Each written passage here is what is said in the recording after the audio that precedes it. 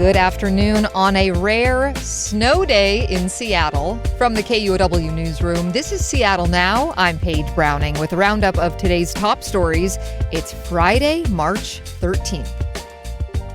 The primary cross-state highways are closed today in Washington. Both Snoqualmie Pass and Stevens Pass are closed to traffic in both directions as of this afternoon as snow blankets the roads.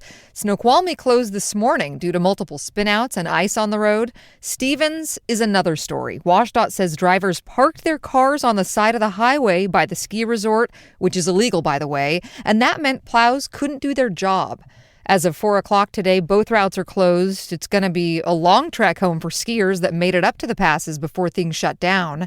Both Stevens Pass and the summit at Snoqualmie were partially open for skiing today, but have called off night skiing. The largest resort in the state, Crystal Mountain, was completely closed today due to power and highway closure issues. To the metro areas, National Weather Service meteorologist Logan Howard says temperatures tonight should stay above freezing. It'll likely kind of remain slushy and slowly melt tonight. We're not expected to get below freezing through most of the metro tonight. With it being drier tomorrow, I would expect that it would allow the streets to slowly dry off a little bit. Howard says it's going to get cold again tomorrow night, so if there are wet spots, they might freeze. A winter storm warning is still in effect for the foothills and the mountains until early tomorrow morning. The mountains could get up to a foot of fresh powder.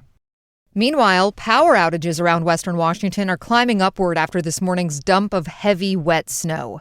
Puget Sound Energy shows more than 39,000 customers without power this afternoon, up from 21,000 this morning. PSC spokesperson Andrew Padula says crews made good progress yesterday repairing damage caused by Wednesday's windstorm. This heavy snow is creating problems for a lot of our crews dealing with branches that are coming out into our power lines, as well as challenging for areas to even get to for damage assessment. Padula says most of the disruptions are in eastern parts of King and Pierce counties. He says crews will make fixes as quickly and safely as possible.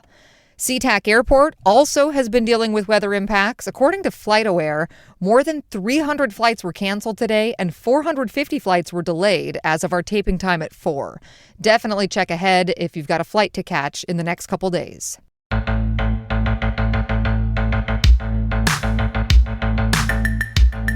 That's a wrap.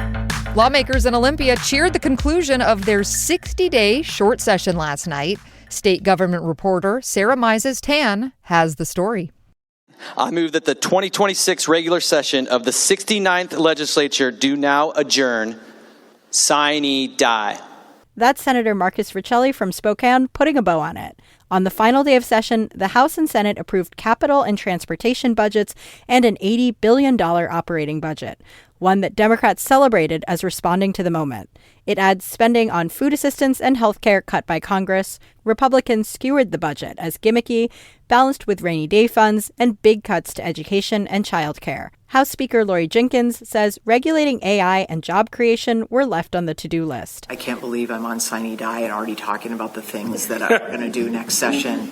Jenkins is also looking forward to 2029, when she expects an income tax on millionaires to kick in, along with some sales tax breaks for everyday Washingtonians. In Olympia, I'm Sarah Mises-Tan. Lawmakers also made adjustments to the state's $80 billion budget. It's been hobbled by federal cuts, inflation, and rising costs from lawsuits against the state. After the final gavel, Governor Bob Ferguson said while the budget lawmakers approved is not perfect, he thinks they're working towards solutions in the future, like the income tax. I'm clear-eyed. We're not out of the woods on that by any stretch of the imagination. Full stop. But I think it's also fair to look at the steps we've taken to try to make sure we're budgeting in a more responsible way. Ferguson and Democrats have repeatedly pointed to the income tax as a way to balance the budget in future years. It's expected to bring in about $3 billion a year, but not until 2029. In education news, Seattle's Community College District has declared a financial emergency. A projected $11 million deficit threatens jobs and class offerings. The declaration gives Seattle colleges more flexibility in who it can lay off, including tenured faculty. Chancellor Rosie Raimondo Cherensap addressed the Board of Trustees Thursday. The district is facing a continuing severe financial crisis that requires immediate and substantial measures to ensure its long-term viability. Seattle Colleges has struggled financially for years. It's one of the many community and technical colleges statewide grappling with state budget cuts, enrollment declines, and fiscal management issues. The Board of Trustees unanimously approved the financial emergency declaration for this fiscal year and next.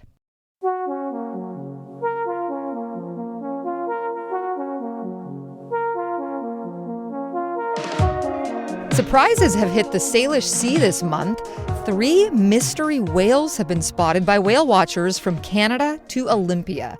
The 3 unknown orcas have been hunting near big ports in Vancouver and Seattle. They'd never been observed in the Northwest before. John Ryan has more. When somebody gets the thrill of seeing an orca in Northwest waters, look at him. Oh my gosh. That whale is almost always well known. Scientists have probably given it a number and documented its family tree. Whale lovers have probably given it a cutesy name like Yoda. But this month, a trio of orcas showed up, first in Vancouver Harbor, then in Seattle, that were a mystery. An underwater microphone captured them swimming into South Puget Sound on Wednesday. You can just make out the orca call over a boat engine. Photographs helped researchers identify the trio as visitors from afar, probably a mother and 2 sons. Gary Sutton is a whale researcher with Canada's Oceanwise. One of the things that was really notable were these circular scars, which are remnants from cookie-cutter shark bites. Those cookie-cutter sharks live far from land in the deep open ocean, usually in much warmer waters. But as word of the orca spread, a researcher in Alaska said she had photographed them in Anchorage a year ago. The trio was spotted hunting seals in Olympia on Thursday. Why these ocean-roaming predators wandered into such urban waters is anyone's guess. John Ryan, KUOW News. The naming rights are opening back up for Husky Stadium at the University of Washington. The Seattle Times reports Alaska Airlines is not retaining its right to the name, which is officially now known as Alaska Airlines Field at Husky Stadium. The company will remain a major funder and will still keep the name Alaska Airlines Arena at Heck Edmondson Pavilion. As the naming rights are renewed this year, UW will also look to capitalize on sponsorships for jerseys, according to the Seattle Times. To the big screen, the Academy Awards are this Sunday, and one film nominated for several awards, including Best Picture, is Train Dreams. It was filmed mostly in the woods of eastern Washington. Oscars host Conan O'Brien was on Jimmy Kimmel's show this week, talking about his plan to make fun of the nominees, except maybe for Train Dreams. I think my writers, they write a lot of jokes, and I keep going out and trying them out. I think they've written 5,000 jokes on Train Dreams. Not one of them is any good. And these are very good writers, so I blame Train Dreams. I think it's the fault of the movie. Because it's a movie about a lumberjack. It's a lot more All right, serious Conan, than that. take it easy. The Oscars ceremony starts at 4 o'clock on Sunday. And finally today, our feature story. Computer science researchers at the UW are testing if a phone app can accurately monitor a fetus's heart rate during pregnancy. KNKX's Anna Marie Yanni has more. Pujita Garrig is a PhD student in computer science and engineering at UW. And she recently published a study testing if an iPhone's speaker and microphone can ultimately be used to estimate fetal heart rate. It's a process providers usually do in a clinic with ultrasound to check on the well-being of a fetus. I truly believe that health belongs to everyone, so I want to use my computing expertise and create accessible health tools, especially for women's health.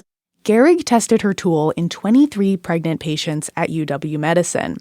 A machine learning model then used the iPhone audio to estimate fetal heart rate.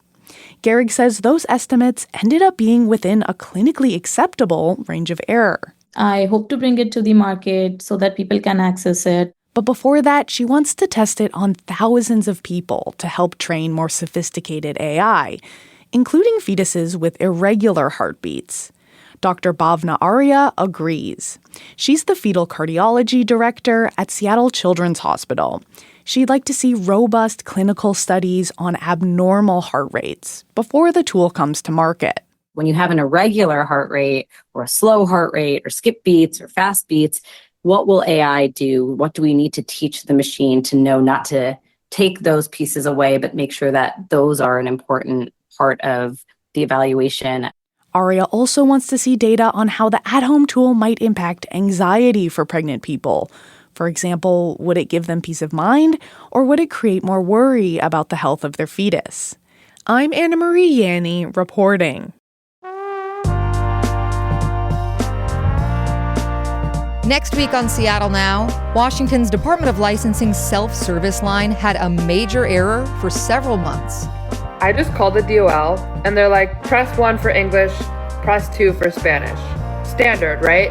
Tell me why it stays in English but switches to a Hispanic accent. Except for numbers. The numbers are in Spanish. Hear more about what happened and what it took to get the problem fixed Monday morning.